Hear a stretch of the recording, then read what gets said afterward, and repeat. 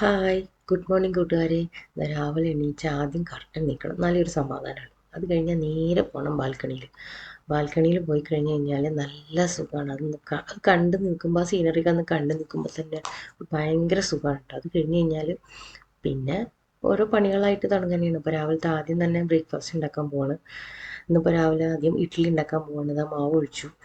അപ്പോൾ ഇഡ്ഡലിക്ക് ഇന്നിപ്പോൾ സമ്മന്തി അരയ്ക്കാൻ വിചാരിച്ചിട്ട് അപ്പോൾ തേങ്ങ ഒക്കെ റെഡിയാക്കി വെച്ചിട്ടുണ്ട്. ഇനിയിപ്പോൾ അത് ഇഡ്ഡലി തട്ടിൽ വെച്ചു. ഇനി അത് കഴിഞ്ഞാൽ ഉടനെ തേങ്ങ അരച്ച് സമ്മന്തി ഉണ്ടാക്കണം. ഇനിയിപ്പോൾ അതാ ഇഡ്ഡലി വെച്ചിട്ടുണ്ടായിരുന്നു. അപ്പോൾ ആ ഇഡ്ഡലി ആയിട്ടുണ്ട് മുഴുവനായിട്ട്. ഇനിയിപ്പോൾ അതാ സമ്മന്തിയും അരച്ച് റെഡിയാക്കി വെച്ചിട്ടുണ്ട്. ഇനിയിപ്പോൾ അത് കഴിക്കണം. അത് കഴിഞ്ഞ് ബാക്കിയുള്ള പരിപാടികൾ ഓരോന്നായിട്ട് നോക്കണം. അപ്പം ഞാൻ ബാക്കിയതൊക്കെ നോക്കട്ടെ. ഓക്കെ, അതാ ചട്നിയൊക്കെ റെഡിയായി. ഇനിയിപ്പോൾ അത് ആദ്യം ബ്രേക്ക്ഫാസ്റ്റ് കഴിക്കണം. അത് കഴിഞ്ഞിട്ടുള്ള പരിപാടികളാണ് ഇനി അടുത്തത്. നല്ല ചൂട് ഇഡ്ഡലിയുടെ കൂടെ ഈ ഒരു സമ്മന്തി കൂട്ടി കഴിക്കുമ്പോണ്ടല്ലോ നല്ല സുഖമാണ് കേട്ടോ. ഭയങ്കര ഇഷ്ടമാണ് എനിക്കിത്. ഇതിപ്പോൾ രാവിലത്തെ കഴിഞ്ഞിട്ട് ഇനി ഇതപ്പോൾ ഉച്ചത്തെ ഉണ്ടാക്കാൻ വേണ്ടിയിട്ട് മോരുകറി ഉണ്ടാക്കാൻ വിചാരിച്ചു. അപ്പോൾ അതപ്പോൾ കുറച്ച് കഷ്ണങ്ങളൊക്കെ ഇട്ടിട്ടുണ്ട്.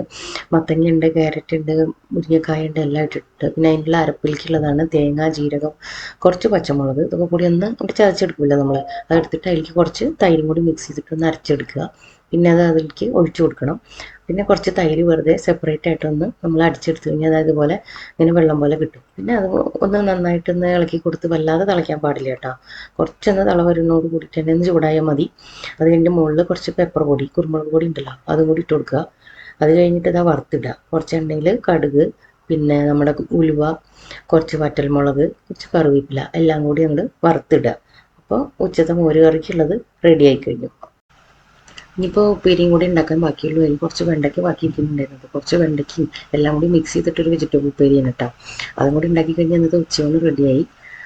അപ്പോൾ ഇനി എല്ലാവർക്കും ഈ വീഡിയോ ഇഷ്ടമാവുകയാണെങ്കിൽ, വൈൻഡപ്പ് ചെയ്യണമെന്ന് ഇഷ്ടമാവുകയാണെങ്കിൽ ലൈക്ക് ചെയ്യുക, സബ്സ്ക്രൈബ് ചെയ്യുക, ഷെയർ ചെയ്യുക, അതുപോലെ കമൻറ്റ്സ് എന്താണെന്ന് വെച്ചാൽ അതൊക്കെ അറിയിക്കുക. ഓക്കെ, അപ്പോൾ അടുത്ത വീഡിയോ ആയിട്ട് വരുന്നവരേക്കും ബായ്.